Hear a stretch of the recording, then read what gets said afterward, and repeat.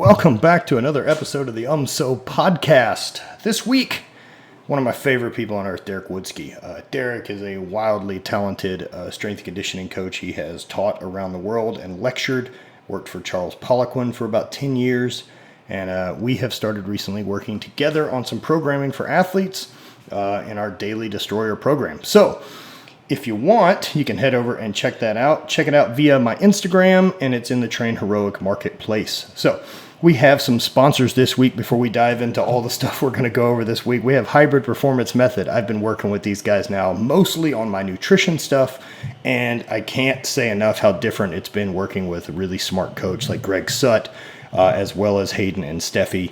On this, I've been able to really hold on as much mass and strength I think that I can in this situation. And I mean, I'm still sitting about 240. I'm continuing to get leaner. And as my focus has shifted away from strength training primarily to now some endurance stuff with a lot more cycling and hiking and kind of ready to be outside as it's summer, it's been great having this shift in performance and having a shift as well in what my nutrition is going to be and how to actually fuel that type of training. So if you're looking for something and you want to be able to make the most progress and fuel it the right way, check out Hybrid Performance Method. Use code UMSO and save yourself 5% on all your cool stuff from them.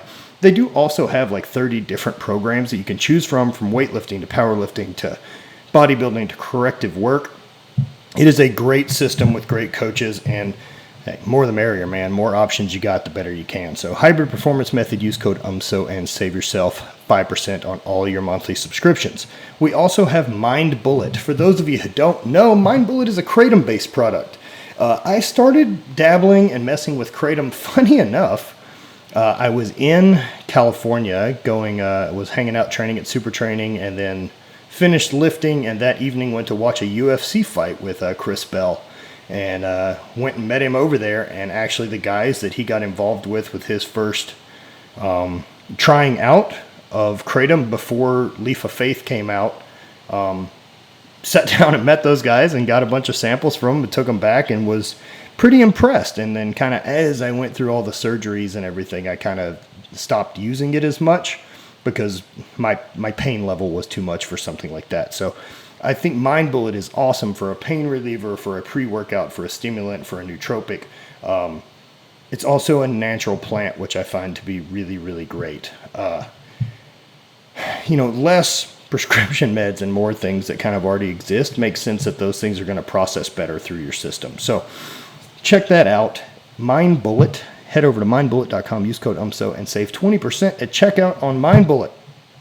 I know their checkout system is a little odd, and that's because you have to use an e-check because things are still a little weird with as far as kratom goes. So head over and give that a go. The other thing that's been awesome and fueling my performance has been Eat Right Foods. They have been shipping Bonnie and I meals since we got back from Buffalo over New Year's or around Christmas. When the hell was that? Early December. Time's going so fast. Anyway, Eat Right Foods has been an incredible sponsor. The meals they're sending are great. We're typically getting bulk protein right now and have been wildly happy with the quality of the food we're getting, whether that's going to be steak or it's going to be fish or it's going to be shrimp. I'm not ordering chicken because just too many years, man. Too many years during that come up of like doing strongman and cooking frozen chicken breast. And so if I don't ever have to eat like that again, I'm not. So Eat Right Foods has been awesome, and right now if you use code UMSO, you can get 10 meals delivered to you for $90.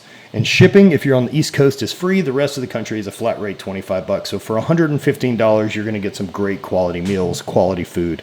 And really what I use these for, or we use them for, is there's so many meals that you're just busy and you need to get fuel in, and you don't really want to have to think about it. And instead of making that quick decision to either eat a shake or something not as good for you, these are already ready and good to go. They give you a good option to keep you out of trouble in times that you don't really want to think about it. So head over to Eat Right Foods, use code UMSO, and save yourself money using UMSO. 10 meals, $90. You can't even do that at fucking Taco Bell. This is way better. We also have PowerDot. I've worked with PowerDot for a number of years, and their muscle stem product is great. It's done a great job in keeping me moving, keeping me out of pain, and I can't say enough great things about it. It's a smart muscle stem. For anyone's ever used kind of a shitty TENS unit or anything like that, well, these are way better. They're set up with different waves so that they actually access and can actually start getting deeper and different muscle tissue, whether you're type 1 or type 2 slow twitch stuff, to start turning back on. This has been great for me for injury recovery. It's great for recovery from training, just to kind of flush and pump muscles out. It's also great for pain relief as it has a TENS feature. And overall, the greatest part about this is that it's Bluetooth compatible. It runs from an app on your phone, and there's no wires. The future is wireless. Apple showed this to us years ago when they fucking threw microphone cables in the garbage, and PowerDot has basically done the same. So, if you support Apple and you support cool things without wires, you should probably support PowerDot. Use code UMSO and save yourself money on any of those devices. Last two sponsors, of course, are a no-brainer. They are Hate Brand Goods. That's my stuff. I make that thing. So if you want to head over there, use UMSO. You can save yourself money and support that. That helps us do more things like this.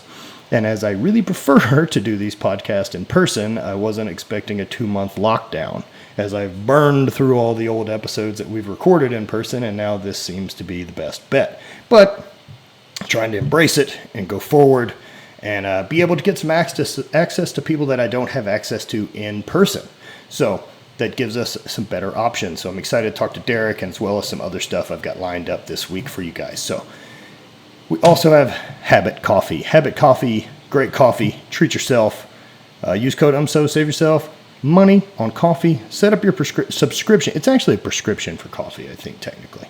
Set it up. Get it coming to you. Save money. All right. We're going to go ahead and dive into the show with Derek Woodske. Let's get started. There we go. Happening. Man, look at, he got bikes hanging on the wall. You live in the same way I do. Pretty much, yeah. They're all Megan's bikes. Her gravel bike and a road bike, yeah. Dude, yeah, she's tending to our miniature leopard, which has now been let outside. How's that cat handling things? She's good. She's a wild one though. So, like the Bengal species is pretty unique. They have a lot of dog-like characteristics. Interesting. But yeah. So, like, what's really strange about her is she sleeps every night from about 10 p.m. until 6 a.m. uninterrupted. Wow. Doesn't make any sense, right? Well, like our newest one, other than waking up to yell at us at 6. Yes. But it doesn't have a lot of staying power. It only wants to yell at you for about 10 minutes, and then he's back interested in going to sleep. But I've never seen a cat that, if he has decided it's time for sleep, there's nothing you can do to wake him. Like, he doesn't give a shit. You can pick him and roll him around, and like he'll just crawl back to sleep. Yes. We don't have that luxury. She takes about 3 naps a day, but she can be disturbed by, like, if a mosquito crawled across the floor downstairs, you'll see one of her ears move. Like, whoa. She is 100% predator. Dude, we years and years ago, there was this radio show I used to listen to, Ron and Fez. It was on Sirius XM. The lead on it was this guy, Ron Burgundy. Not Ron Burgundy. I wish it was, now that I'm saying it. But Ron, this radio guy, is incredible. Voice is great, and just Ron Bennington is his name. Yep. And just a great character. And so, like, finally the show had changed a bit, and his daughter was on with him, and she was saying that, like, she had got her first dog, like, when she got to college, and it picked up like this little basset hound beagle type thing. Right. And after having it for about a month as a puppy, or a couple weeks, she's grown concerned and has taken it to the vet. And she's like, vet's like, yeah, so how's it going? And she's like, he sleeps like 20 hours a day. And the vet's like, yep, it's a puppy. Puppy. And she's like, why is he so tired? What has he done? It just doesn't register. He seems broken. It seems broken. He's growing as much in 2 years as we'll do in 20. Right? Yeah. Crazy, that amount. It's the same thing with babies, right? Like, as soon as they come out, it cracks me up, right? Because you see giraffes or any of these other type of animals, especially like prey type animals. I mean, they hit the ground basically ready to run. Whereas we come out and all focus goes to brain development. 100%. It is like, we need to be protected. We are not capable of surviving without someone keeping us alive, because everything is fixing this. Yeah, isn't that crazy, right? And, it's funny because our generation, I'm 43, you're what, 39? 37. You're like, shit, that's right. God, the good years. 83. The good years. See, I love it because my friends who are in that window, like, you're the same age as like Kelly Starrett in that group. And it's always like, boy, I'd give back to be 30. It's like every time they've always keep shifting. 37 was when the body worked well. I'm like, what are you talking about? I've known you then. Yeah, exactly. It's like you were a mess at 38 as well. It's like, well, not the same kind of mess as 43. But it's funny because, our generation, when we were going to school, and I'm sure it's still this way in Canada, but like you were at the school bus stop by 7 where I lived because you had to take this long commute to get to school, right? The first bell of our school rang, I think it was at 8:15 a.m. And then the last bell rang at 3:30. Yeah, I think our first one was like 7:45. Right. And then you had school sports and all that stuff afterwards. And now all these years later, 25 years this summer for me since I graduated high school, which is weird.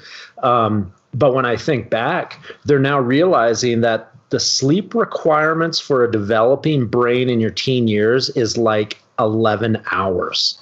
Right. It's huge. It's huge. And that's one of those things that, and not only that, like especially males or just humans going through puberty, this is not the ideal window for education.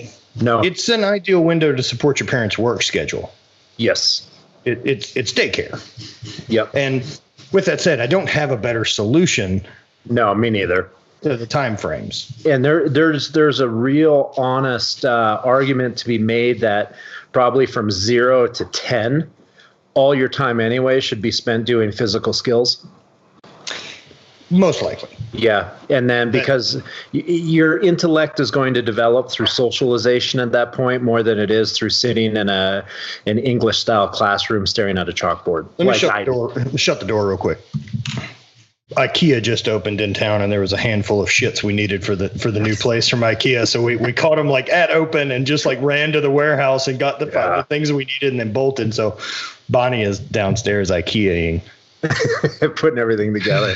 I'm just going to come down and there's a scene in Rick and Morty. I'm not sure if you guys have dove into that, but where Beth, who's a veterinarian, she's a horse surgeon, is just making she's had a bit of a breakdown. It looks like she's making a dog sculpture out of horse hooves that she has collected from the clinic. And she's like, it's not illegal. And he's like, no one thinks it is. It doesn't make it okay.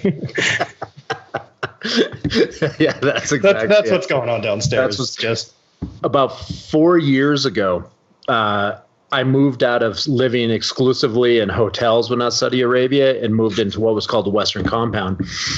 And so we had to get like stuff you'd get for an apartment. And we kind of had carte blanche, right? Because of the people we worked for.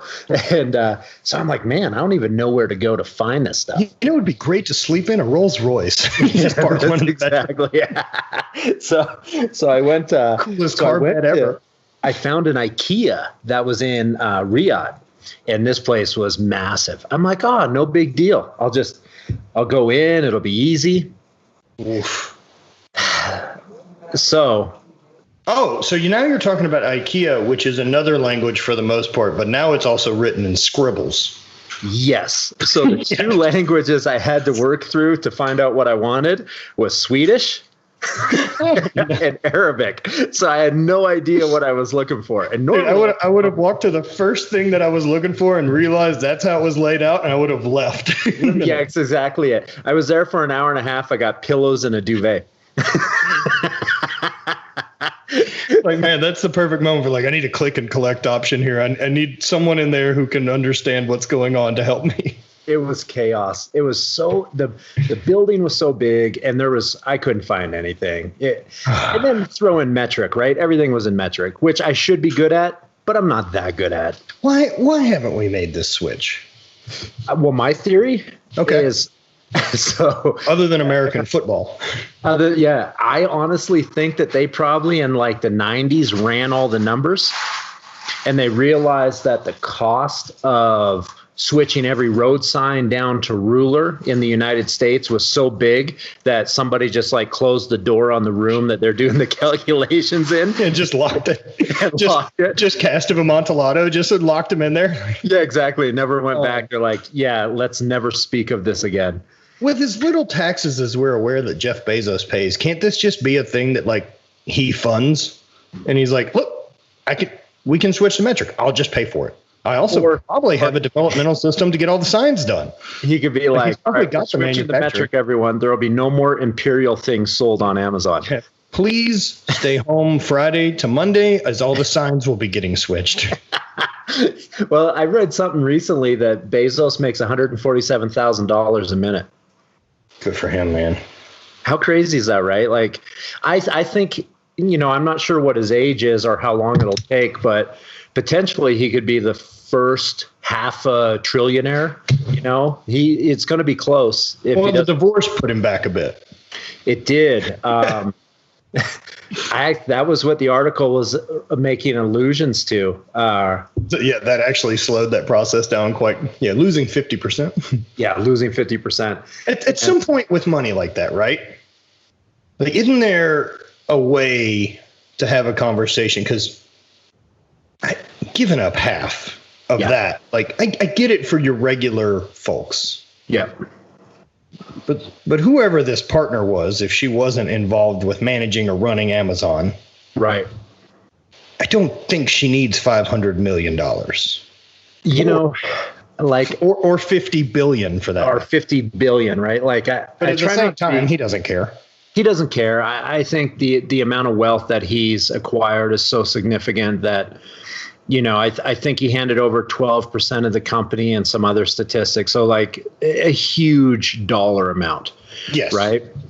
But more than most countries' GDP. Oh yeah. So when I was a kid, Canada's debt was $36 billion as a country. Now it's astronomically higher now. Yeah. Same. Right. Right. But when I was a kid, I remember trying to wrap my head around in the mid to late 80s that our country owed $36 billion. And no one could really be like, man, we owe a lot of money. And now here we are in 2020. And there is a number of people in this country, in the United States, that's their personal wealth. Dude, especially after recently watching this Epstein documentary, I think $1 billion is the number. Right. That if you have $1 billion liquid, yeah, you don't have to play by the rules of anything ever. I know that. Essentially, everything on Earth is different, and you can do whatever you want because you can buy your way out. Without question. So one of the with that said, Epstein's dead. Epstein, yeah. Also didn't hang himself. Got suicided. Epstein fell into his own death, I believe, by the hands. That also seems to see a thing that happens around the billionaire things. If you make enough of a mistake, that's the counter. You just disappear.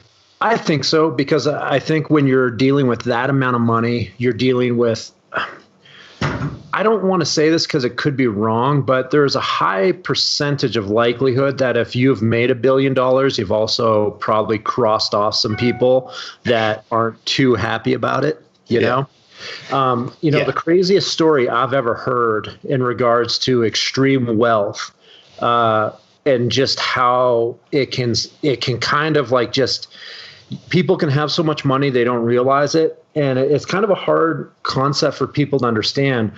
But a guy I worked with in the Middle East, he was associated with a family within the Saudi royal family that was really, really established. So in terms of the Saudi royals' financial hierarchy prior to the current crown prince, it was kind of like a pyramid of wealth. The closer you were to the founding father of Saudi Arabia, the more potential wealth you would have. And then, how you invested that and did whatever.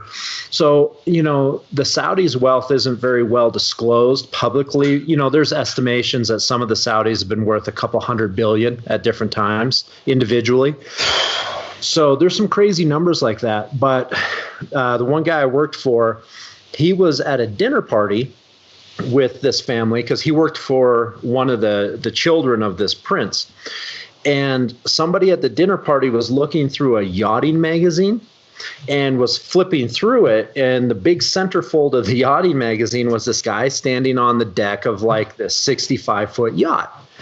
And the article was about this guy and how he had acquired all his wealth in the sense that he was worth $150 million, right? Like a huge number. Right. So that in itself in Saudi culture is not going to really rattle too many cages. But the guy was looking at the book and kind of looks over at the prince at this dinner party. And he's like, I had no idea you paid your house manager that much money. So the guy's like, pardon me? So and this is like one of those really like luxurious books where you would like DuPont registry looking, very exactly, nice. Like you would buy, except not really for publication as much as it gets sent to the people that it's supposed to be. Yeah, exactly. Like you would buy the yacht from that book, and so when they looked at it, what they realized is this house manager, unbeknownst to the family, that's how much money he had skimmed without them noticing. 150 million at least. Real cool way to be quiet about it. Exactly. Show up in a magazine. Whoops. Mm-hmm. Yeah, so there's some crazy stuff like you'll see over time like that where it's kind of mind-boggling. It really is. Yeah, man. And like, so I do well at trying to wrap my head around stuff by trying to figure out like a visual representation, right? Right. Like $1 million is still like $1 million liquid is a fucking crazy amount of cash. Absolutely. You can fuck right off for a long time. Yeah. $1 billion from I think the last time I looked at this, $1 billion is a stack of hundreds, essentially, that you can load on a pallet. It's a 4-foot cube of $100 bills is $1 billion. Right. So, I mean, just one. So at a $500 billion, you're now talking about 500 of those pallets. So that's 500 4-foot by 4-foot cubes. That's kind of awe-inspiring, right? When you think about that, it's essentially it's like the playing area of a football field, but 40 feet deep. It's so much money. Because 100 of them would be 400 feet long. Right. Right. And the football field's only 300. 300 feet. Right. So like you're starting to stack pallets vertically on a football field because there isn't enough room for the cash. That is so much money. Well, and our country at 14 trillion, it's 14,000 of those pallets. And that's where I think people get like, I think people have lost track because we talk about money so openly in this country that I don't think people fully comprehend. Like, I can't remember what the exact numbers are, but like the million to second rule. So it's like if $1 million were seconds, it would be 11 days. Yeah. Something like that. And a billion is 1,000 times that. Yeah. Yeah. A billion is like 31,000 years. Like the jump from 1 million to 1 billion is so catastrophic. And to think that, Bezos is worth like 50 something billion dollars. Well, it's why he has gotten younger as he's gotten older, right? It's like Elon's also done the same thing. It seems that also that works out well with $1 billion. Yeah, but Elon Musk also grew back his hair. He did.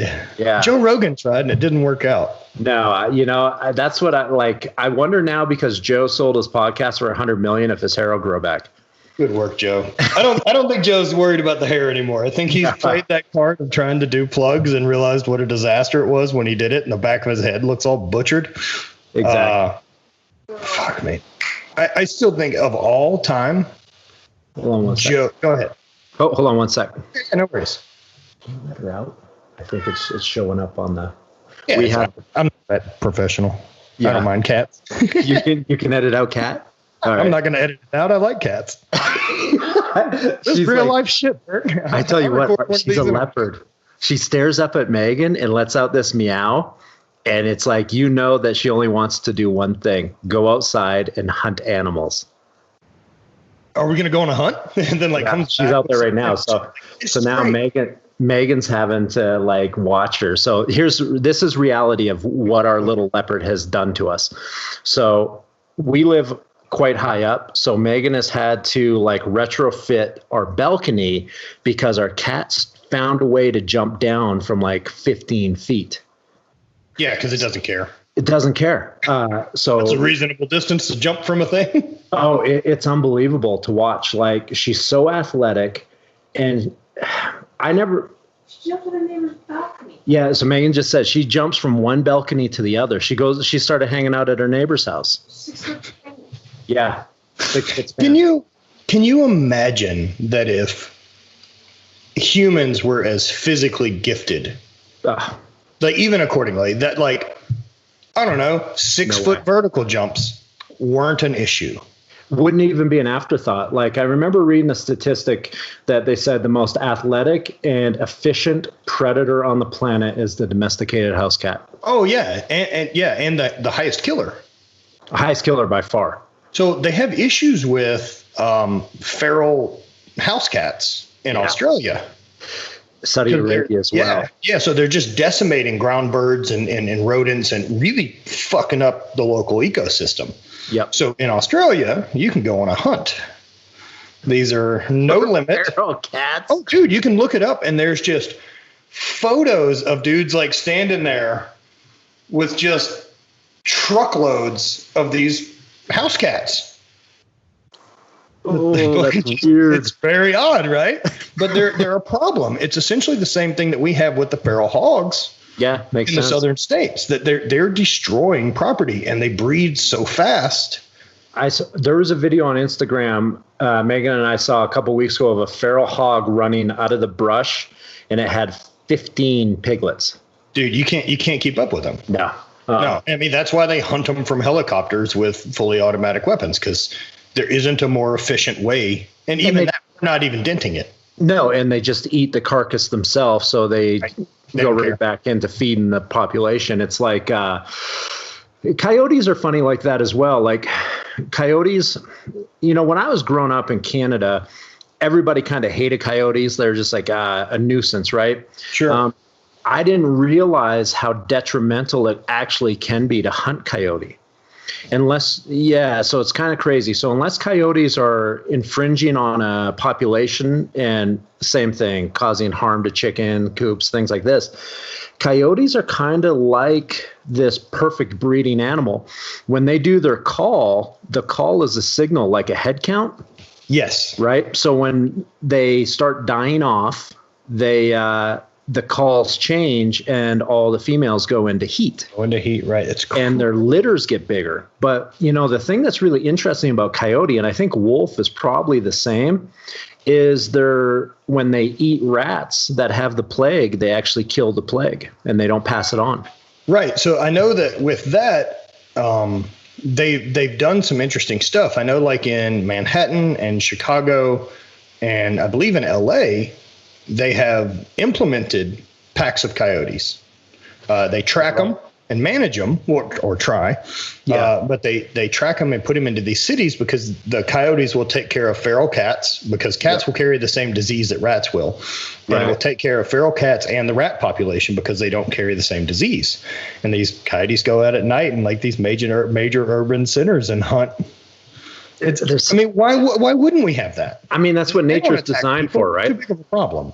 No, that's exactly it. And it's kind of crazy. Like, small dog doesn't stand a chance. Doesn't stand a chance. Like the first time I came out to California to go hiking with Megan, we were in Yosemite, and then it spread to Colorado, so we saw it again. But what I was not expecting was in Yosemite, they had signage up that said, don't feed or interact with squirrels and ground squirrels because they carry the plague. Right. So it's something that doesn't get a lot of attention in the United States. That's a good red flag, though. You have my attention on that. Yeah. So a lot of those animals now in Colorado as well, and I'm sure elsewhere, do currently carry the plague. Oh.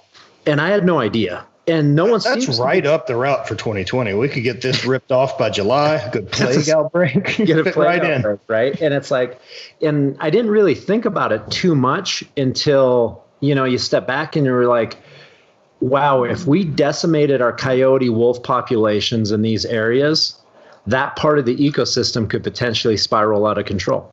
Yeah, until it starts becoming something that transmits from squirrel to human. Which it will do if they bite. At some point, right. Yeah, like it's the legit. I always say it wrong, but the bubonic plague. Yeah, bubonic, yeah. Bubonic? That's what they're, that's what these are. That's what they have. That's weird. Super uncool. Yeah, so all like these cabins all in Colorado last summer were all closed because the mice infestation all had the plague. Like it was 1447. What year is it that this is a thing that we're having to deal with? Yeah. Let's go ahead. If we're going to go back that far, let's get back to doctors just talking about let's get some of this blood out of you and start taking more cocaine. If we're going to have the bad side, let's get the good parts too. Yeah, exactly. Cocaine for the ghosts in your blood. Yeah, right? you have ghosts in your blood. Let's let the cocaine intake. We'll kill those right off.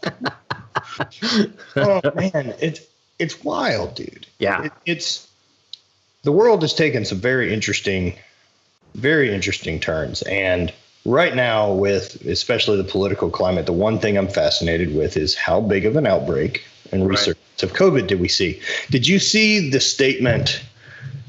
It's CDC or something, I think, posted it, or I don't, maybe it was World Health Organization, but CNN ran it on Twitter and essentially said that they don't believe the gatherings for the Black Lives Movement are a danger to the spread of COVID anymore. However, any other gatherings are still not okay. That somehow, because of this being something that has something to do with human rights, that COVID won't be interested in spreading. So we saw that as well. And so here's my thoughts on that. Okay, one, it could just be some really poor writing on the media's part. Right. Which is likely. Which is likely, something to, well, we're talking about it. Yeah, they're talking about it. It's, a guy in a store yesterday said the exact same thing to me, someone I don't even know working at a cash register. So it's creating, definitely content from that perspective. Or the thing that no one wants to talk about, herd mentality. Right. Or, herd. Or mob mentality. Right. Yeah. Yeah. So it's either there's the potential that, well, I guess you could look at it three ways. If I was to unpack it like this, I would say one of three things. One, the virus isn't nearly as dangerous as we were led to believe when it first broke. And so now, as we've had some time, they're slowly but systematically backpedaling themselves out of the situation they created. And they're doing it by using the right words and the right timing of phrases. And over the next month, people will kind of realize that we're going to be okay. That's one option.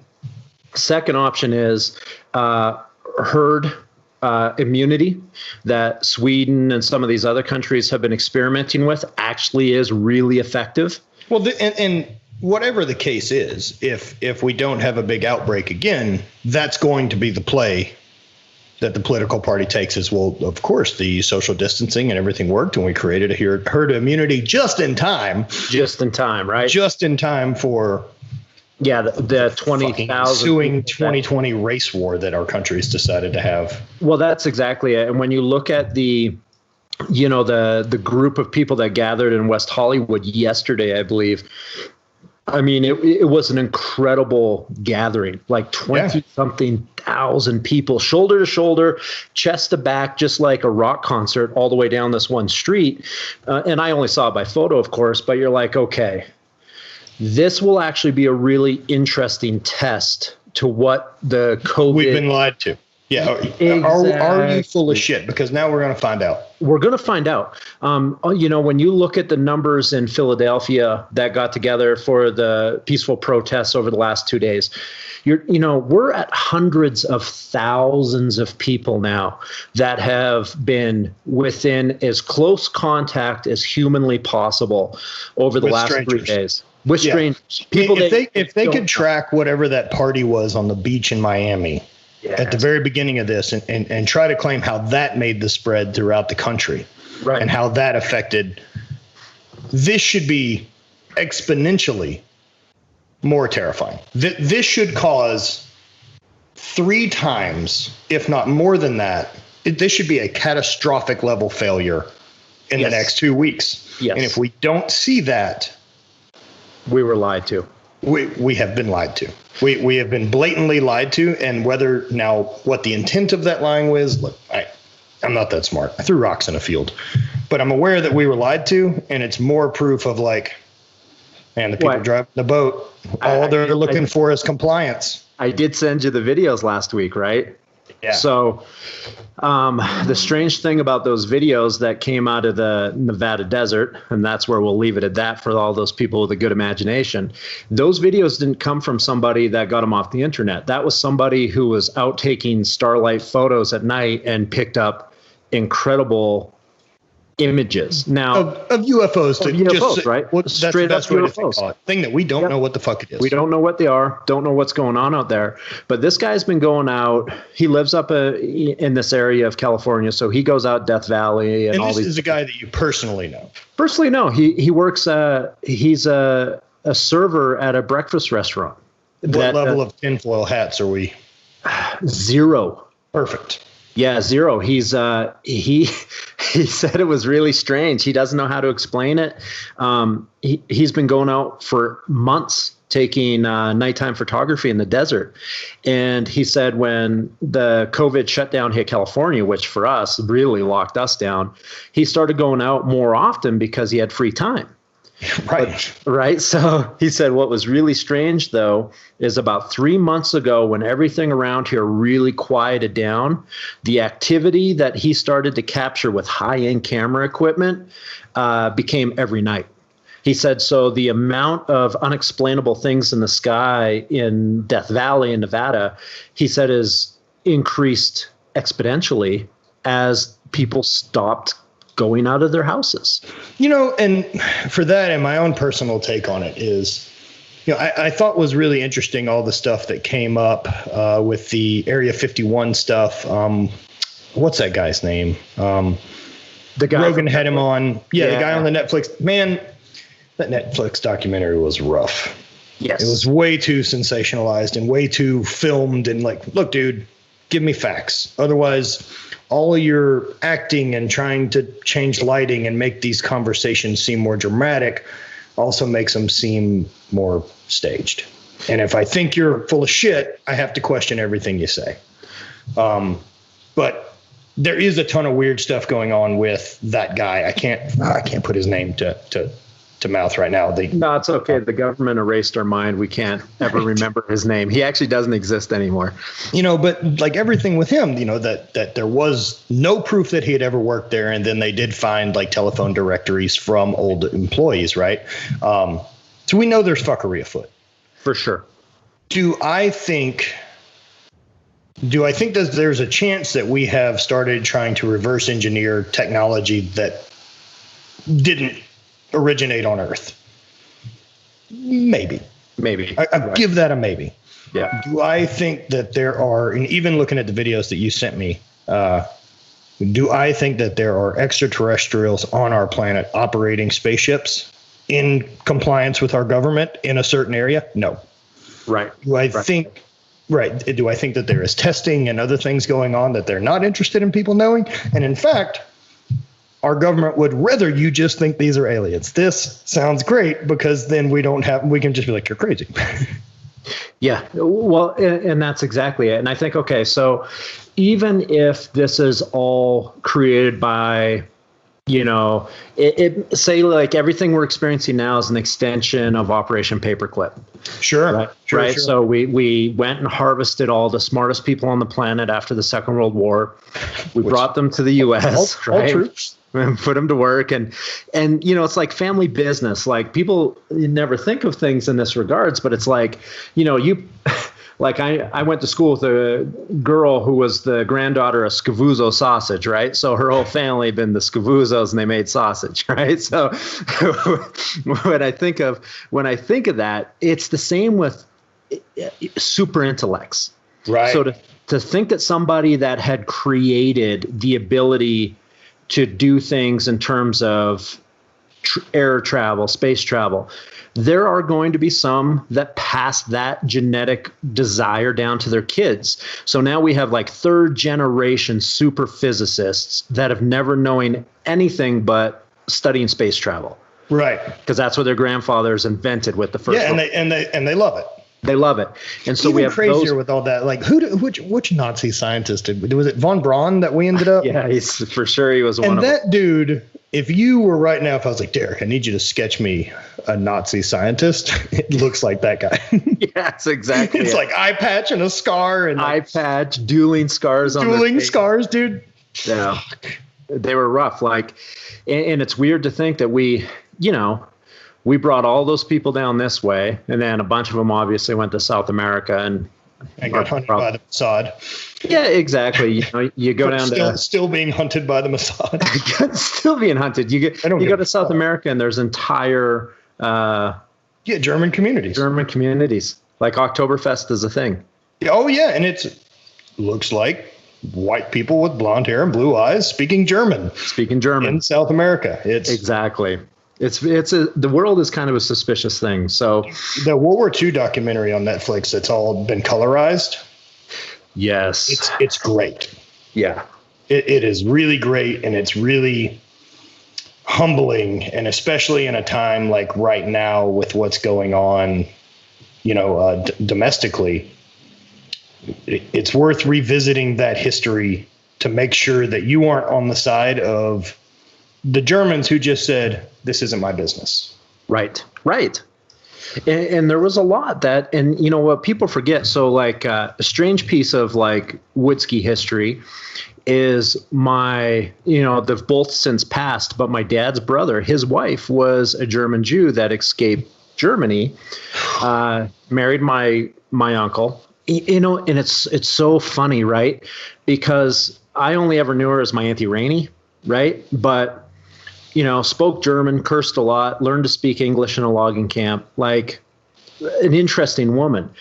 But no one ever spoke to her about anything before her move to Canada. It never.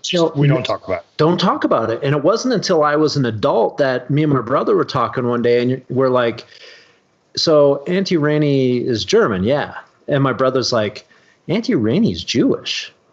And I'm like, yeah. And it was like, oh my God. What year are we working? Whoa. Exactly. We're talking. Okay. So she would have been a little girl coming out of the Second World War, leaving Germany.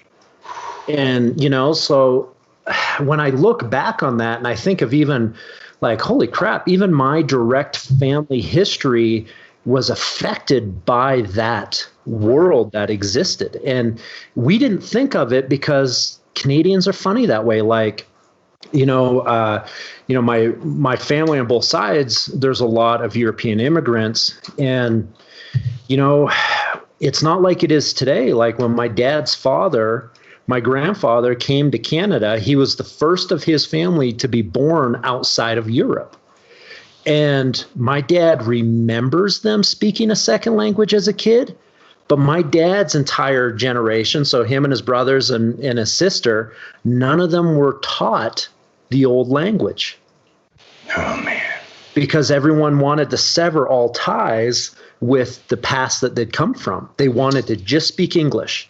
Whereas the wildly difference in the U.S. is we legislated against you taking part of your old culture. Yeah, exactly, right? So when you see that, it's amazing how much different that era was. Like how horrific I think the memories are for a lot of those people. Well, including but that also stems back to the World War I generation, because as much atrocity as we're aware of that took place in World War II, the fighting itself in World War I was the atrocity. It was the shelling of Verdun. It was all these other type of things that when people came back, they're fucked. Yes. I was just in an area that got shelled with a million pieces of things in a 48-hour time span. Right. Like they removed a forest.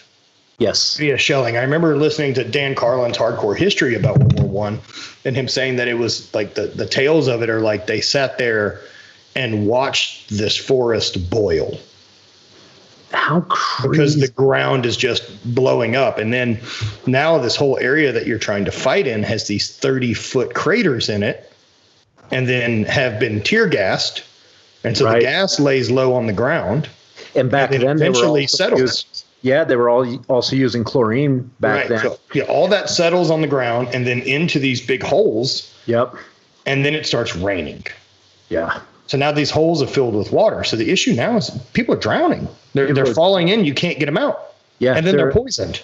They're poisoned wells that people are literally drowning in poisoned water in the middle of an old forest. Yeah. Right? Like that's how catastrophic the fighting was. And when you hear about the chlorine gas and before, because back then, obviously, we didn't have all these, rules to war. Right. No. And that's what would happen is these guys would jump into foxholes and die because they couldn't see the gas. Yeah. And it was heavier, so it would settle low. And it's crazy that's exactly right. And it's crazy to look back with the hindsight, right? But like the last war really prior to World War I was fought in an archaic fashion. And that's why when the Germans showed up and fought the French rolled up in breastplates on horses and big pompadours, and the Germans showed up in gray canvas outfits with machine guns, exactly. Formations were replaced by the term of guerrilla warfare, right? And it's crazy, like when you think of how horrific those battles were, I believe it was the Soviets, they were sent out in teams of two. One guy had a magazine 4 bullets and the other guy had the right gun. Half you'll die.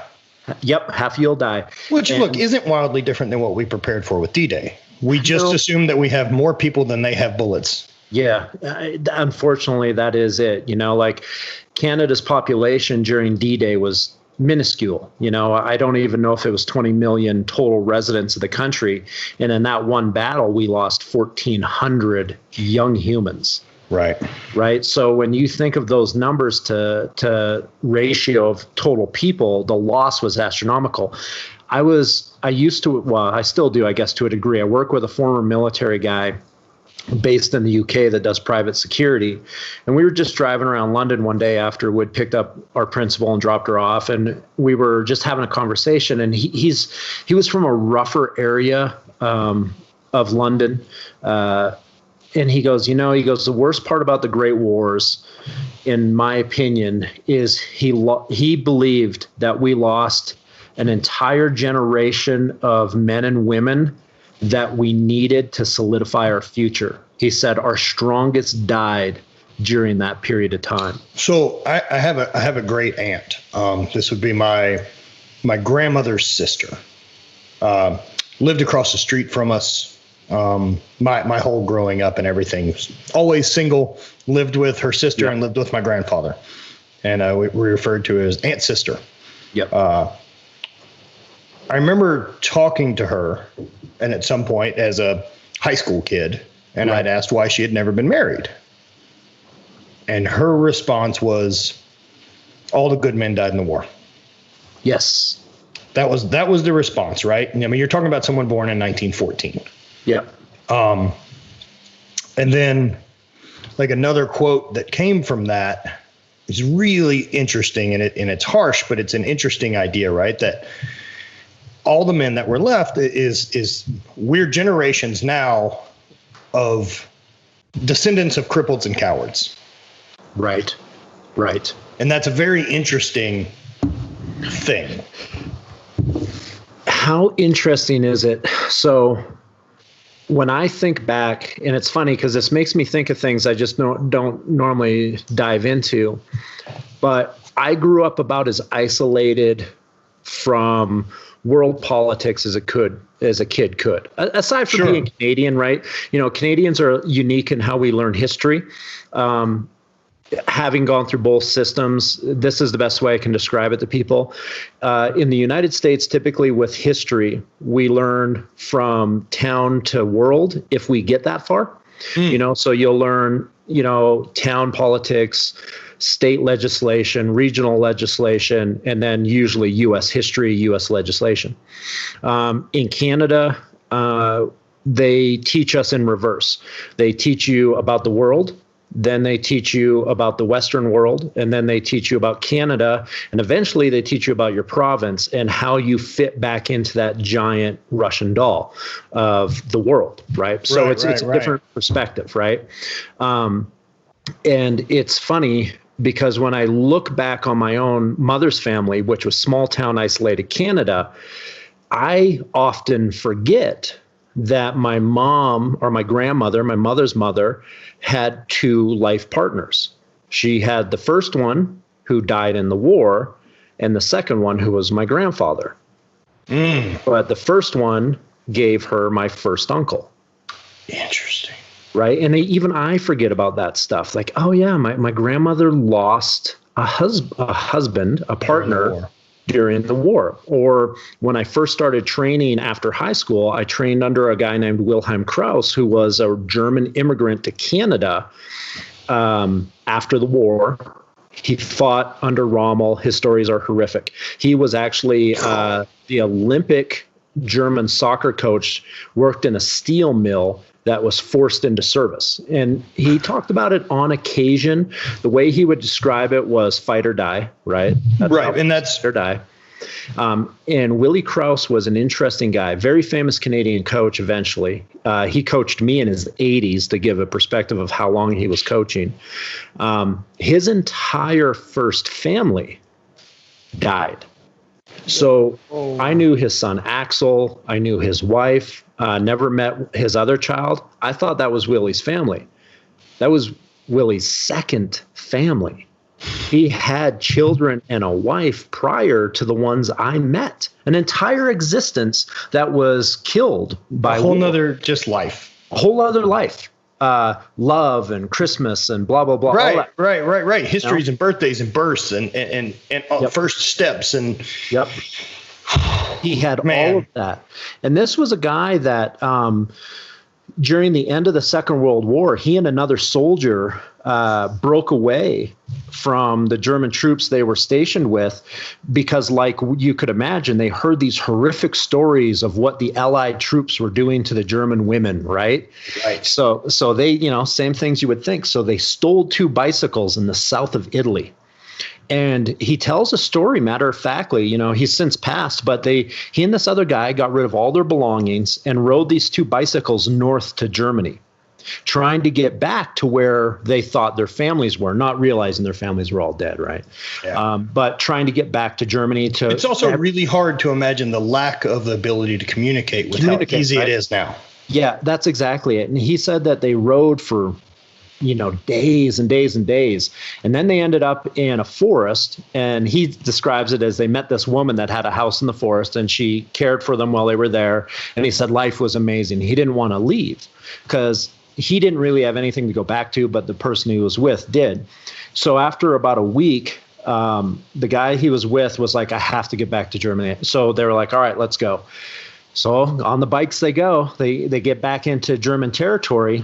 And once they got into Germany, they made it all the way back to a city, and they were arrested because, they didn't know who they were, and they would have been fined. But the guy he was with maintained one piece of identification that tied them to the German army. So this guy was then arrested by the Allied forces, put into a work camp for 2 years. And he the way he described it is he said, the captain that ran the camp was selling the food to other people. He wasn't giving it to the German prisoners, of course, right? So he said they broke rock all day, ate almost zero food, almost everybody died. And after 2 years, when he was released from that prison camp, military prison camp, his family's dead. First thing he did was pack up everything he had and get to Canada. Quick break in the middle of the podcast to go ahead and shout out our other sponsor, Slingshot. So during all this quarantine and everything like that, and trying to figure out different ways to train at home and body weight exercises, using a hip circle and a Slingshot, that accompanied with being able to get on the stationary bike, I've been able to do a lot of things that really benefit how my hips feel, the way my legs are moving. What I didn't expect as much is how much my low back would actually start loosening up due to the hip work. So Hip Circle is a great product. So is everything else at Slingshot. Check out their new camo knee sleeves they've just put out. And support these guys, man. Mark and them have been a great company. They have supported me through the years. I've always used their product, and I believe in my friends. Mark Bell Slingshot, use code UMSO and save yourself 15% at checkout. You just got 5 extra % like that. That's how I swing things. 15% at checkout, and we'll get back to the podcast. And it's such a horrific way that we fought wars back then. Yeah. But and the way that we fought wars back then was you destroy the will of the people, and they'll turn. Well, think of that. You fight for Germany. Your whole family dies. You're put into an Allied prison camp, and you still know that life in your mind will be better going to live in the country which you just fought, than to stay in the country in which you've been living in. And I'm very, very glad that I won't have to make any decisions in my lifetime, most likely that tough. I always remind myself of Willie because he was so influential to me as a young guy, that I'm like, this man has lived such a hard life, and he still spent 50 years of it in Canada making the Canadian Coaching Hall of Fame. You know, this is a terrible analogy for this, but you familiar with the Twilight franchise? yeah, the vampires. Okay, yeah. So your main character, Edward. Yes. Edward is an immortal, and I believe what we're dealing with is he's 130 years old. Yeah. Trapped in 17-year-old Edward, right? And so he's also got all the wisdom of a 130-year-old man who's been through Civil War, World War I, World War II, fought in one of them. Right. That's right. Right. And like so Wolverine. Yeah, all these type of things, right? And then I'm to believe this same man has become attracted to a millennial 17-year-old. Anytime that she speaks, his answer should be, none of that matters. Yeah, that's exactly it. Nothing you're concerned about is important. Yeah. 100%. Like, I promise. Oh, your cell phone doesn't work? Who cares? Who cares? Like, how could you even hold conversation with someone with that little bit of perspective compared to what you've survived? That's exactly it. Like, when you look at that entire concept of immortality, and you look at the idea that, you know, like, I always use Wolverine as the example. Like, he's another guy, like, you know, he's a comic book character, but he hid inside a manhole during the attack on Japan. Right. So he's like, he survived all this stuff. And then you see him in. That's right. Because he was in. Yeah. During the Weapon X stuff, he lived in Okinawa, not Okinawa, but in Japan. Yeah, I can't think of that. Hiroshima, maybe. Yeah. I can't remember what city they portray him in, but basically, he's close to where one of the bombs. Yeah, he was where the bomb landed, right? So then you see like the final movie, which is Logan, and he's so fucking miserable that you could probably not be in the same room with the guy. Right. You realize that's how you actually would be. You would be awful. You would be awful if you were. Perspective, and man, there just couldn't be any white shining light in you. I just don't. I think it's been beaten out of you. If you've lived and fought through, 300 years of wars, you've also been experimented on. You've seen humanity to become a weapon on itself over and over and over. You'd be like, this is a waste of time. You've also been used as a weapon. And you don't die. Exactly. Honestly, I mean, could Wolverine kill himself? No, because he's got berserker rage, which takes over all of his logical thoughts. So every time they try to kill him, his berserker rage kicks in. Could he have offed himself? There's theory. Like, I'm wondering if he would heal too fast to actually get the job done. I believe that has been the case in the past. Other than drowning. I don't. But he's also been drowned before too, and they realize that everything just slows down to a homeostasis that becomes like a bear hibernating. What an interesting character Wolverine is. Yeah, right. Dude, they killed it with Logan, like that film.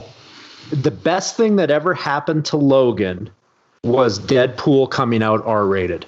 Yes, because they allowed to make that film what Wolverine is supposed to be, not supposed to be the kitschy comic book shit. Wolverine stuff was dark, and it's a shame that they've never been able to quite pull that off with the Punisher.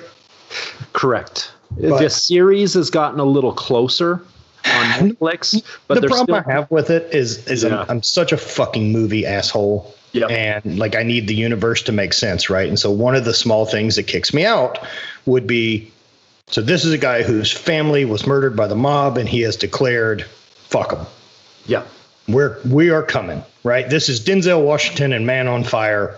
He is burning this down on the way to whatever it is, right? 100%. Does this guy spend one afternoon making a stencil to put an awesome skull on his gear? No chance. Right. So that immediately takes me out. Yeah, his dude that does all his weapon manufacturing, that's who put the stencil on his shit. Oh, okay. See, I'm thinking that he was like, I'd like this, but it's not quite cool enough, man. If you could make it cooler looking. Yeah. Well, and what I don't like I'm in a rage fit. I need it to look cool. What I don't like about that is I feel like they also were stealing from popular culture. So it's you got to remember the Punisher predates. I think the original Punisher is ex-Vietnam vet, right? He's because he shows up in the original Spider. He's a Spider-Man villain, right? So it's when you go back and look at that, it's they tried to make it cool for today's generation, but they just tried to make him a special forces guy who had all these skills and has turned. And he's not that. He's Rambo 1982. Yes. He's eating raw hamburgers in Merritt, BC and getting in trouble with the cops. That's the real Punisher. He's more Ted Kaczynski than he is super smart guy with all the tech. He's more Ted Kaczynski than Batman. 100%. When you look at Punisher didn't even start to become something more than a vengeful human until he realized that there were superhumans on the planet, and he had to actually start fighting these assholes. Whoa. Right? Yeah. Wait a second. It's I have to fight Logan. I have to fight this guy with claws in his hands. Not a good move. Forget about it. Sweet change of I know that you've got a heart out. So, man, we've recently started working together and have talked about it for quite some time, and I'm super pumped that kind of both of us are in this weird time in our own training where we have some damage to undo. Right. And one of my favorite ways I've ever heard this described, and I really like the concept of it, is when my time on Earth here is done, and the doctors cut me in half and decide to examine the rings on this tree. Right. There were 10 or 15 years of hard fire damage. Right. Yeah. And this will be seen in those rings. And so, but at some point, we have to apply back restoration, and we have to apply back some smart thinking. And that gives us the ability to do more, and not just the training being focused on being able to train more. Right. And we aligned and have been able to put together a program with Daily Destroyer for people in our situation. This kind of, what would you say, this post-competitive career still needs some direction. Think so. People that realize that 35 isn't old anymore. Right.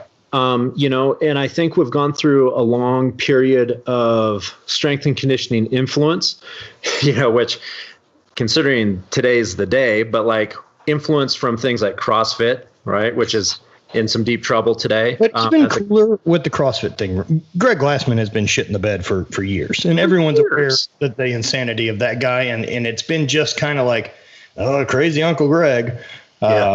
Whereas, how cool is it though that despite this megalomaniac's own concepts of right and wrong, they built a community that will far last and survive longer than the thing that they created because it no longer needs their management. See, that's how I feel about it too. I feel like they can, unless he goes out of his way to destroy what he created, which is always possible. You never know what a human's going to do. Yeah, but you can't. I don't think he fucking can. They'll just get rid of the affiliate name. That's what I think. I think just turn it back to boot camps and fucking hit training. Exactly. It just becomes hybrid training again, right? Variable training matters. And so what I think was so brilliant, it's been, like 15 years now, is we realize that you don't have to stop training with the sophistication of a collegiate athlete mindset when college is done. Right. You and I never did that. Now, granted, You and I also got to play sports a touch longer than, college, with the Highland There's more avenue for that now than ever. Exactly. Right. And so when you look at all these things, it's like you don't have to go to just a bodybuilding Gold's Gym training methodology the moment that you stop playing sports in college or playing sports in high school. I fucking hate it. And it's very limiting, right? So what ends up happening is, you can stay relatively fit and you can look good and do all these things in the weight room. But what happens is you lose the ability to apply it to a lifestyle. And play, right? So I think what we're seeing and what CrossFit did for a lot of people is made people realize you can keep playing, for example, after the age of 30. Yeah. And in fact, it's really the best time. It is because at this age, like, you've got some income, your shit should be a little bit together. You can make these cool trips and go on these, a bit more of a pilgrimage to a cool place, for whether it's a hike or a bike ride or a canoe trip or camping or this ruck that I'm going to be part of, right? There's so many events out there now to be part of. And even if it's the fucking obstacle course racing, and it's funny the older you get, right? And I felt this way about CrossFit, that there were years that I had this snobbery of like, what are you guys doing? You didn't invent hit training.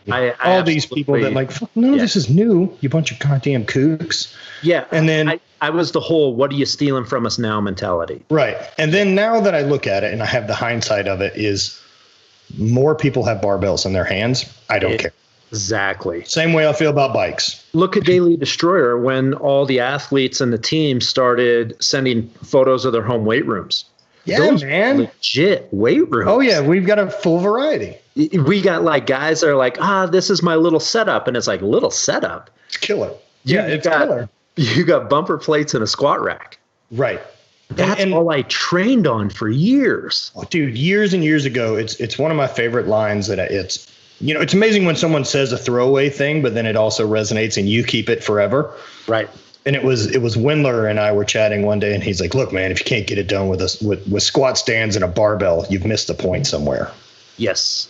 And I found it really fascinating through all my rehab, especially like trying to stay busy and do upper body days, that like I changed my focus. And as soon as I was able to shift the perspective on, fuck, I can't train the way that I love to train, which is heavy and explosive and violent, the way that, fuck it, let's roll. Yeah. Take some risk. And when I realized that I can't push that gas pedal anymore as often. Right. And then I realized that the really big difference and all that really matters is compliance to consistency and effort. Right. And so like, man, take on the challenge of how much destruction can you do to yourself with a set of 25-pound dumbbells seated? Significant. Because you can do it, but it's here. Yes. Which has been a wildly different mindset for me to find, because, man, as athletes, especially you, track and field background, hammer thrower, dude, we're 1 second athletes. My entire, I remember thinking about this. My entire competitive life over 10 years was like 7 minutes long. Right. That's crazy, right? Like every effort I ever took in a competitive setting was not 10 minutes of competing.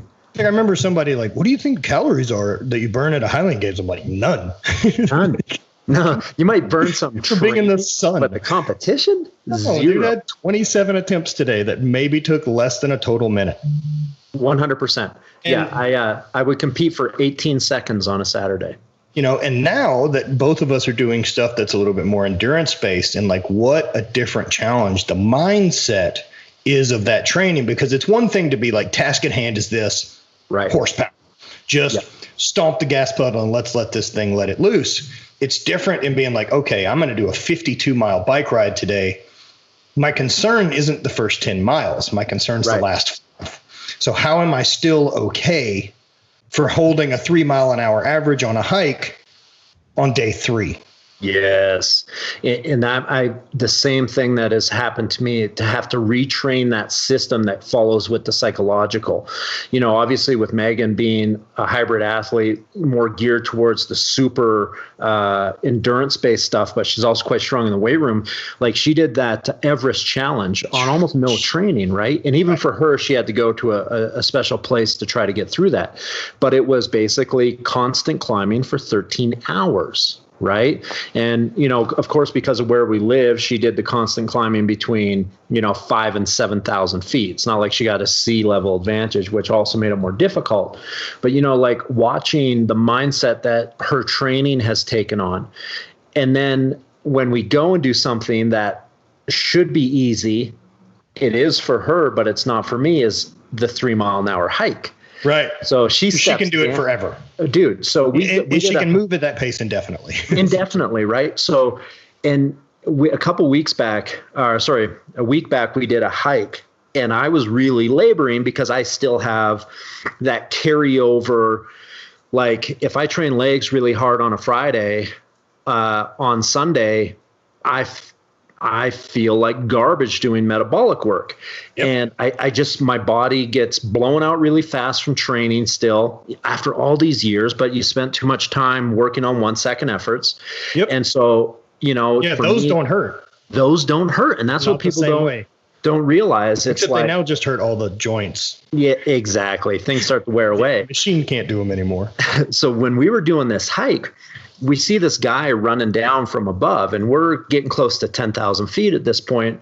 We did over 2,000 feet of elevation gain, and Megan's just cruising along, right? Like, she's just a workhorse in that environment. So I'm back there like laboring, probably look miserable, right? You're back there like me saying, okay, this is the pace. We should be done in this amount of time. I just have to survive for this long. It's like I'm constantly running calculations of what's left. I'm doing total calculations of what I have to do. And it's like, and it's not that I don't want to be there, because I love being there, but it's still very much a methodical. Yeah, it's like I'm constantly trying to I'm trying to strategize it. I'm strategizing the whole thing. I'm not free of mind. I'm not just cruising through the mountains, right? On the way down, I'll get there a little bit. Yeah, of course, right? Eventually it'll break. Yeah, on the way up, it's work. So I see this guy running down, and he's running down very unstable, ground that we're on. He's wearing Jesus sandals, no socks, split toe shoe, flying like 7-minute mile pace running down. And he stops and he recognizes Megan, so he's going to let us come up, and they get into a conversation. Well, she introduces me to this guy by the name of Davey McCoy. Now, Davey's grandfather founded Mammoth Lakes ski hill, but Davey McCoy was like one of these skiing idols from the late '80s, early '90s that I'd watched in movies on VHS. And so he talks to us a little bit, and then he just blazes. Like, he never stops running. Yeah, of course. And so I go to Megan, I'm like, man, that guy's a freak. She's like, yeah, you're not kidding. And then she goes, though, a number of summers ago, he ran from Whitney Portal to the top of Whitney Mountain every day, the entire summer, never missed a day.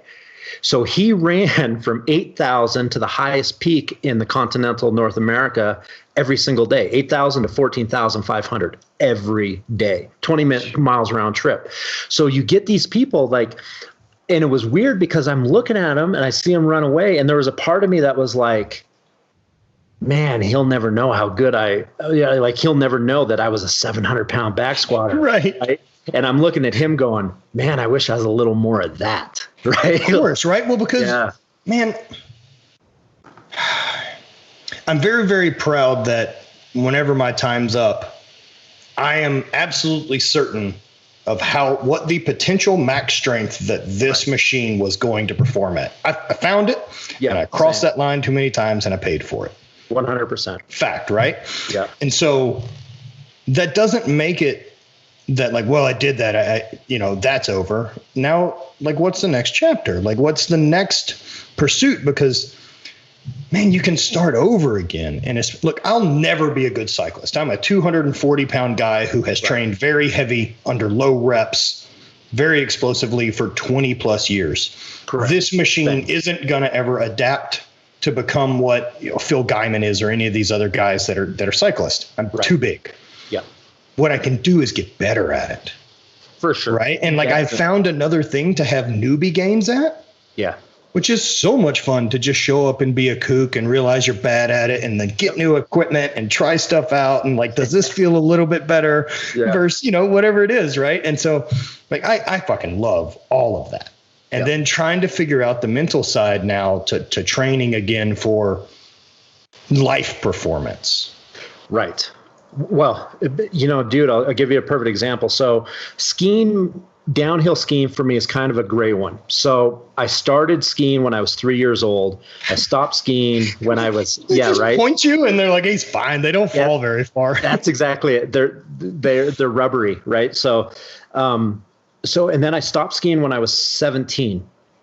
I just turned 18. And then I went and did the whole sports thing in the US. And so I had a huge break in the after sports lying your way into college. Yeah, lying my way into college and then making their Hall of Fame. And so amazing.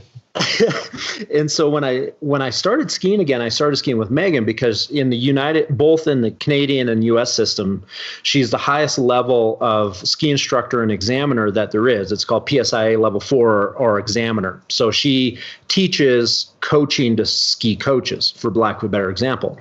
So when I came back to skiing, I was able to come back, with all this like understanding of skiing, but I had no understanding of the new way to ski because the technology changed. So I was able to get like reintroduced to downhill skiing through Megan, and it got rid of a lot of bad habits. So like, I don't deny the fact that for a 260-pound dude, I'm awkwardly good skier.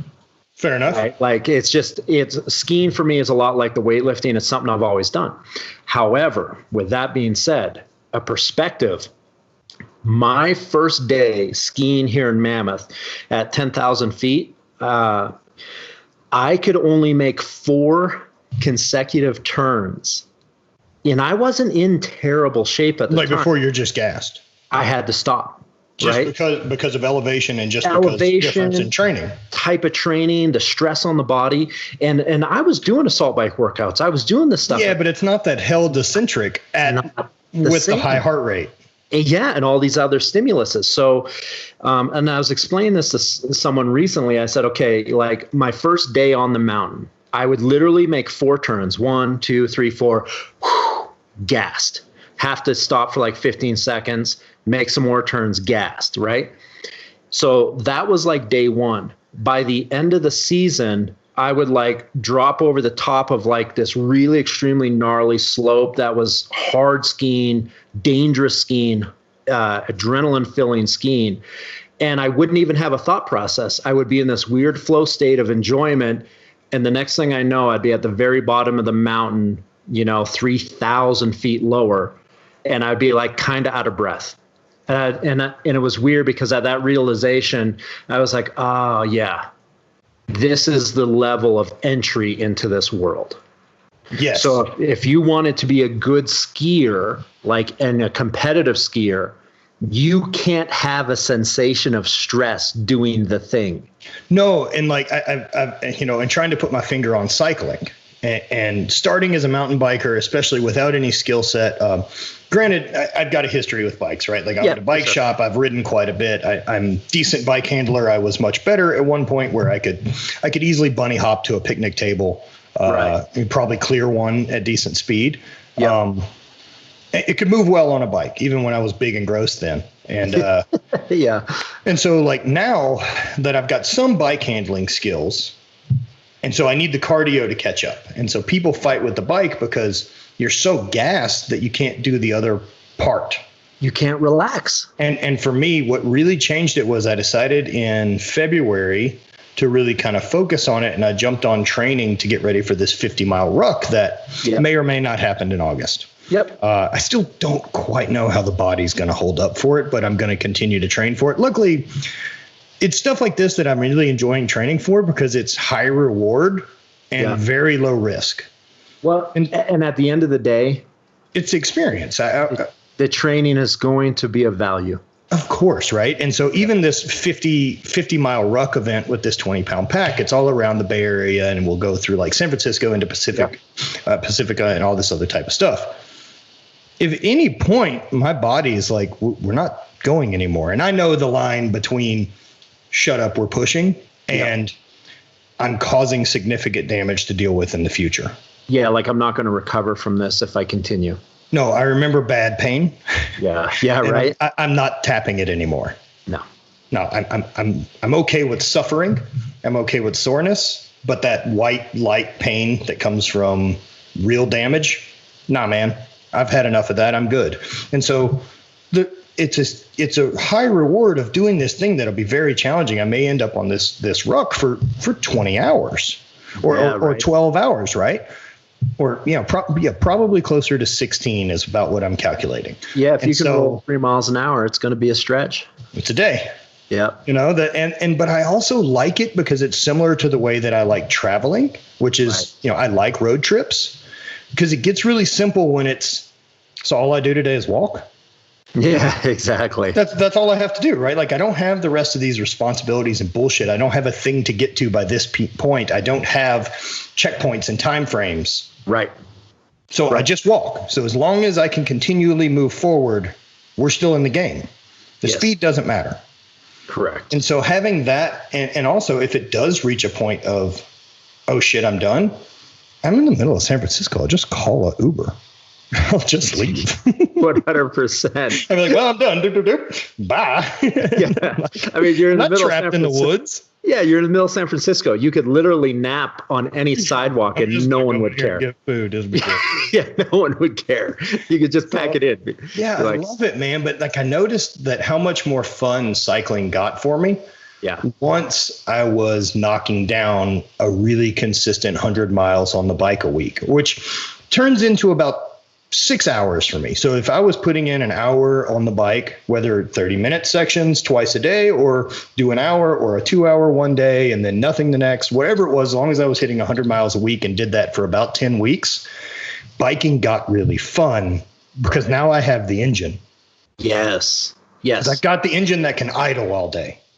That's the key. And that's everyone always, they shit all over steady state, low capacity aerobic work. And people don't realize that is the fundamental of everything we do. Yeah, you can also plow through $100 worth of cookies that get delivered to your house every week when you're doing that little cardio. Yeah, there's like you can get away with some stuff. Yeah, weird that if you take a guy like us who has already a high caloric burn and start removing an extra 9,000 calories a week from me, I can kind of eat a little different. You can eat a little different. It's part of me laughing with Bonnie is like, you imagine how shredded I'd be if I'd never started. Like, I bet I spent $500 on cookies during this shutdown.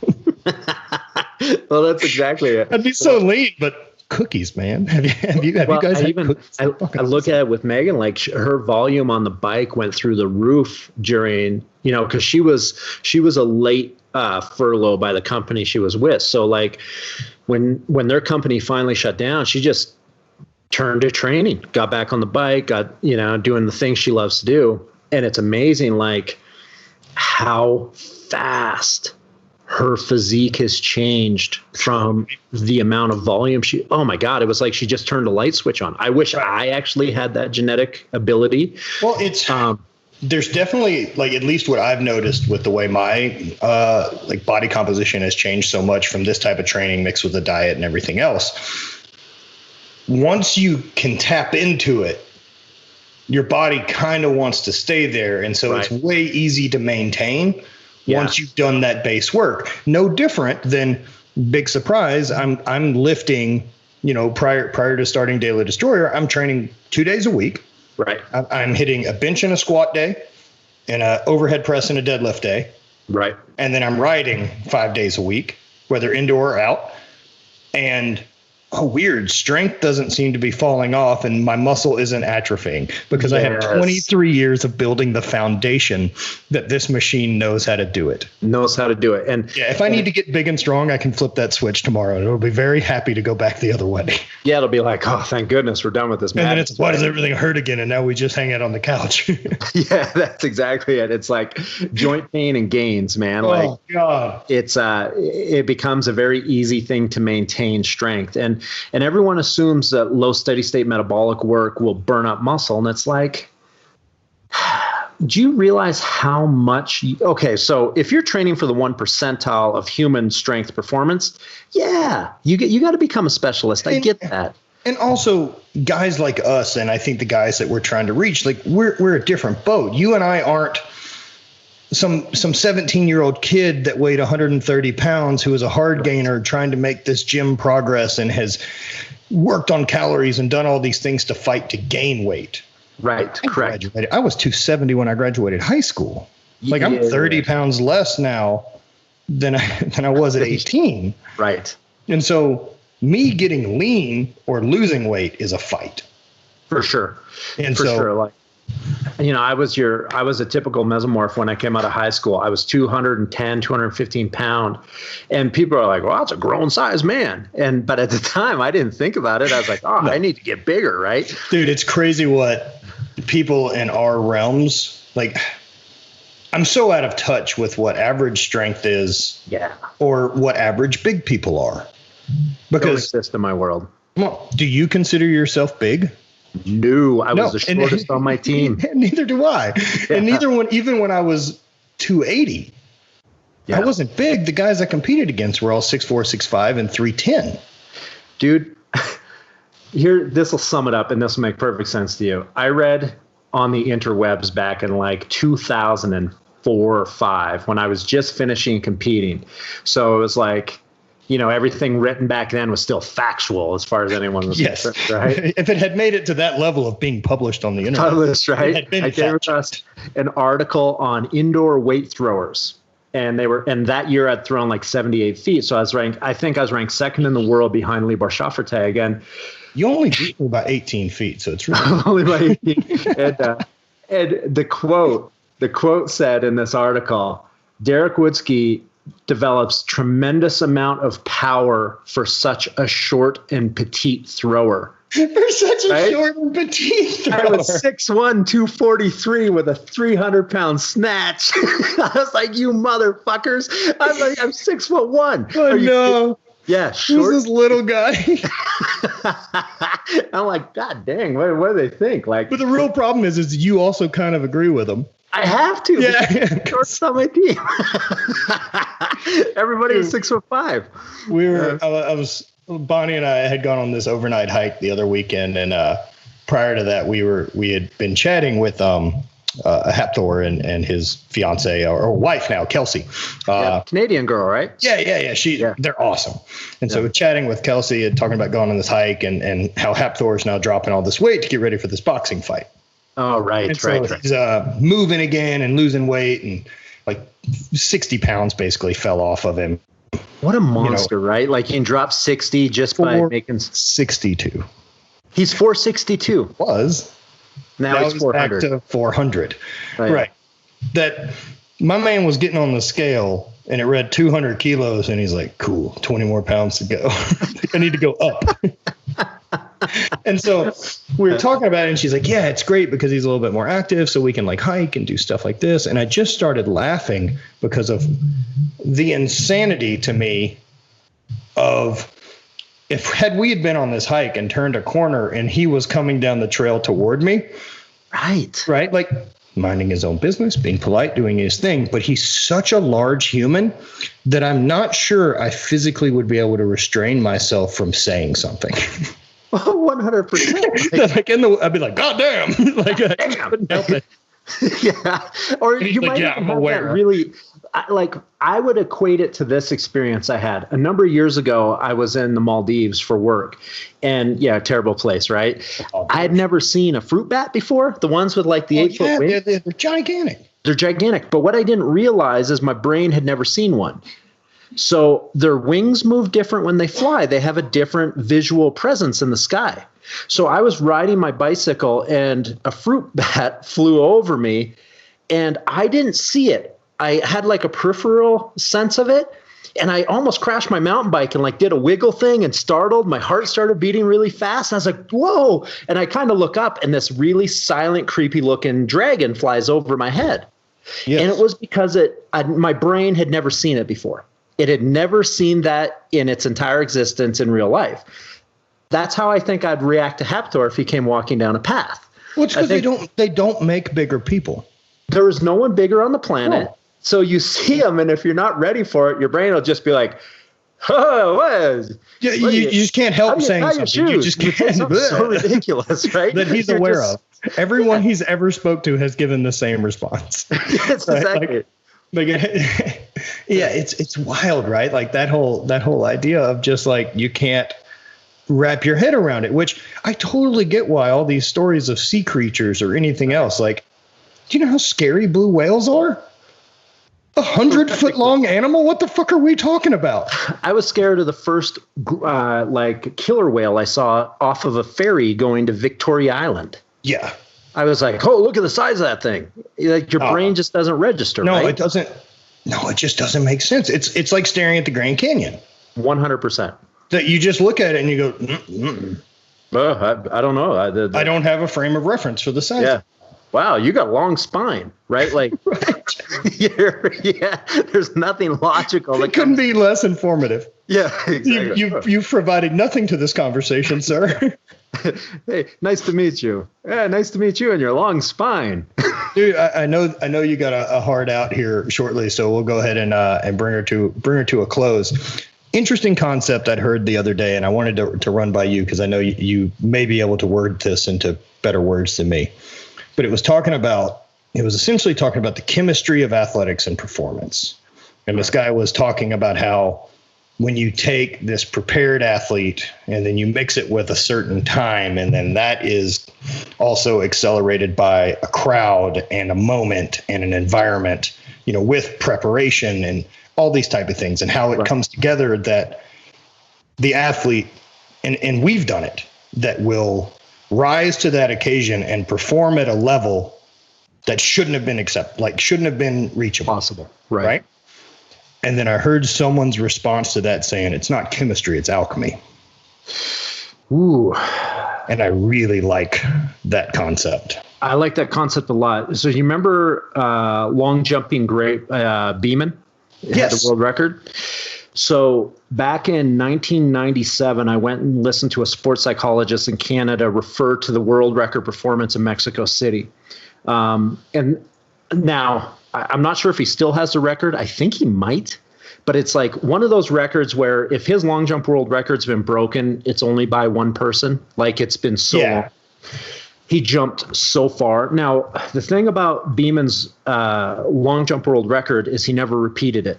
But he did it at the Olympic Games in the moment, and it was the greatest athletic performance by any human on the planet at the time. Okay. Now, what they told me during this was he had no idea he had jumped that far.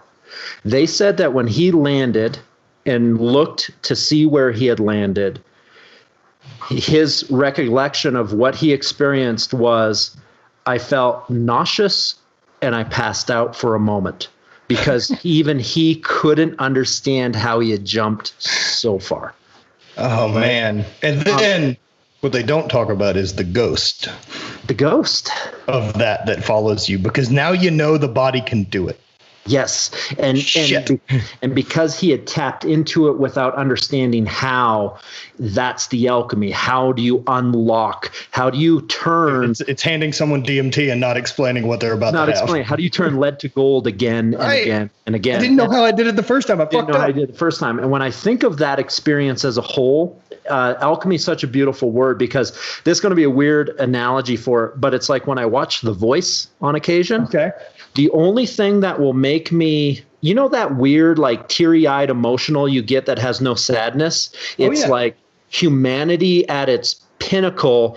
In that moment where it reaches that pinnacle, for some reason, makes me feel this emotional joy that is so pure that it, for some reason, will make me cry, and I can't control it.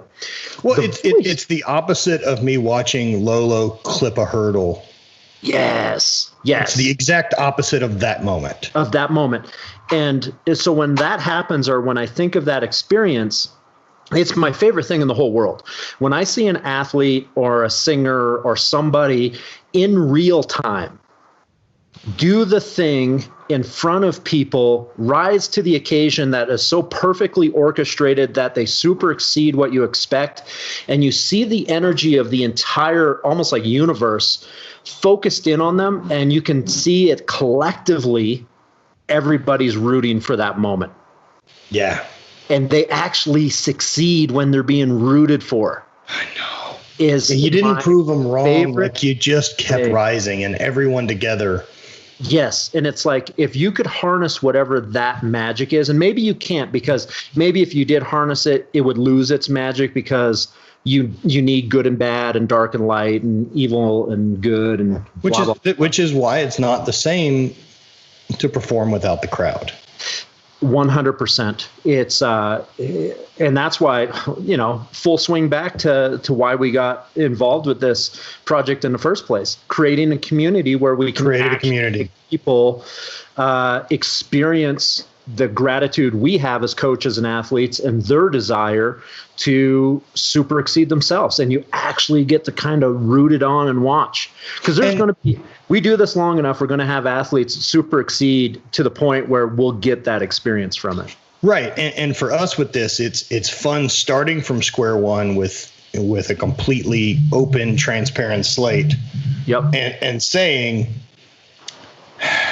here's the big pictures we want for you guys. Is we don't want to just teach you how to fish, but we're teaching you why we fish. And that way you can start looking at the big picture of training, that it isn't about the sets and reps of the squat. No. It doesn't matter if you're front squatting, back squatting, barbell squatting. It matters that you're creating a stimulus in the legs to create an adaptation. That's it. And you can do that with its effort.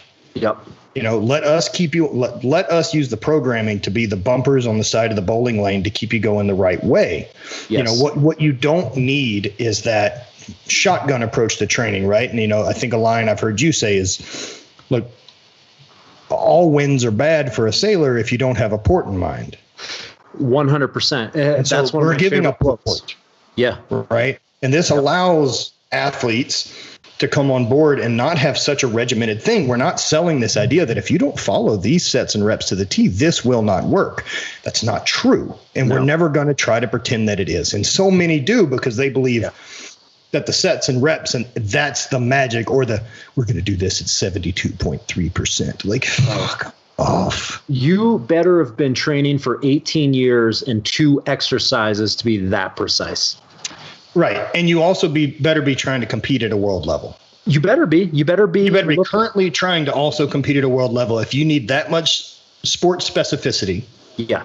You better be able to break the world record by 0.25 of a kilo to be using 0.5% in training.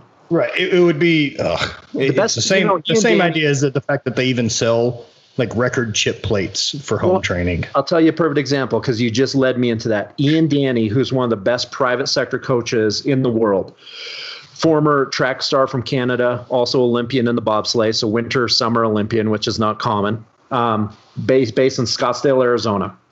Ian and I were talking one day when he was this is a guy that trained Mike Tyson back in the day secretly for strength and conditioning. He's got amazing stories. Anyway, but Ian and I were talking about microplating back in 2007. Everyone's getting into microplating, 0.5s, quarters onto dumbbells. And he's like, he summed it up like this. Whatever happened to dropping a rep and adding 5 pounds? Dude. Right? It's that simple. Or go the other way. Yeah, exactly. Or drop 5 pounds and add 2 reps. Like, it's not rocket science. That's how I got to a 700-pound squat at 20. Right. That's how I got there. The thing is, your body doesn't care. Your body doesn't know this imaginary number of resistance that we've decided to measure on the bar. It's simply give it enough stimulus to adapt to, and it'll grow back. As Judd Logan said, the implement you throw only knows 2 things: speed and direction. That's it. It doesn't care. It's completely indifferent to your plight. Yeah, that's why no two people ever look the same. And that's why with this training and what we're trying to accomplish, man, is we're teaching people how to shear sheep, not skin them. Yes. Quit taking pride in skinning sheep that don't need to be skinned. Save those days. Save them. There's a time and a place, and chances are I'm out of the window that I need to do that anymore.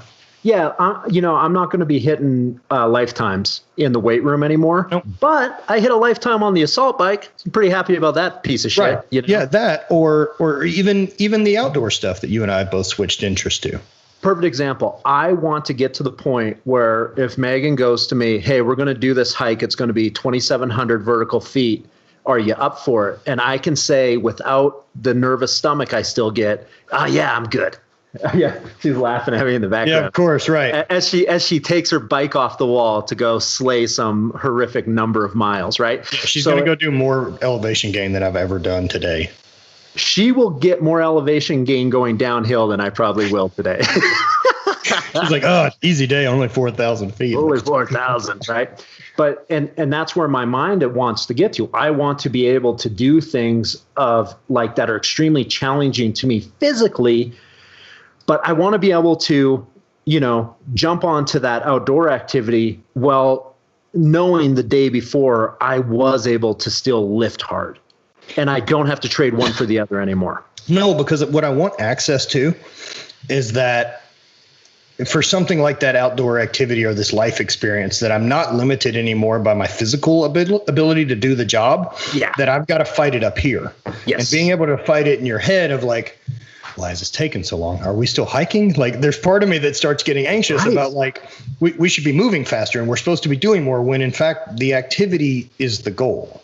Oh, It's not a there that we can just like, but that's part of our we trained ourselves to be that way. It's hard to unwire it. It's hard to unwire. It's hard. Like, I need to know mileage. Like, what's our miles?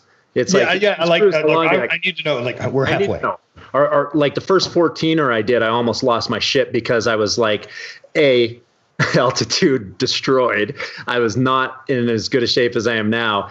And I remember, she tells the story better, but I think at some point near the summit, I was like, okay, I need to know right now exactly how far we got to go. Like, I was just like done. I was like, you could have told me it was 17 feet to the finish line and I could see it. But for some reason in my head, I'm like, I need to know stats. I need to know metrics. Like, I was just, I need to work strategy in my head because I'm broken. My brain went to lizard level and was like, I need something I understand, because my body is nothing but alarms and bells and I feel like shit. All the red sirens are currently going off. Yeah, 100%. Like, if you could see inside my body, there was a bunch of pulled levers and steam coming out of the wall for no reason, Well, look, as we'll wrap up here, what would you want to say to people interested in joining our Daily Destroyer, as you're taking care of the bulk of the programming of this? I'm stoked to be on board and take training from you. Right.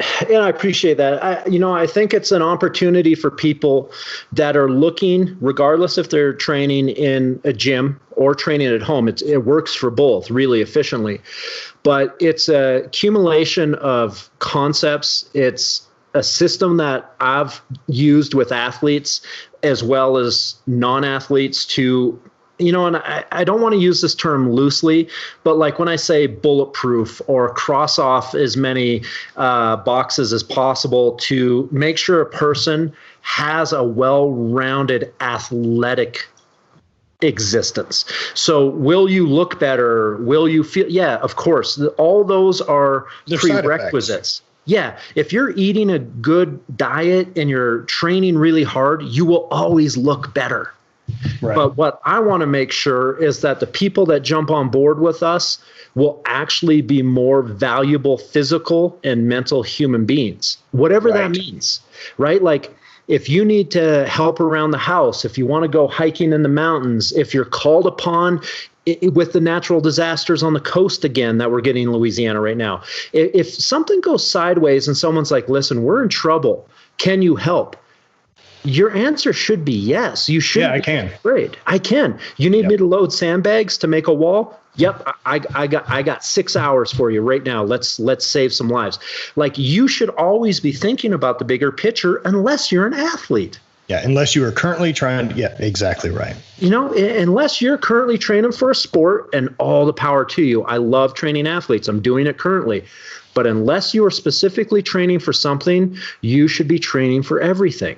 And not to mention, like, this will provide such a different base that if at some point, you know, this itch occurs, like, you already have such a built-in foundation of capacity that you're able to really dive in.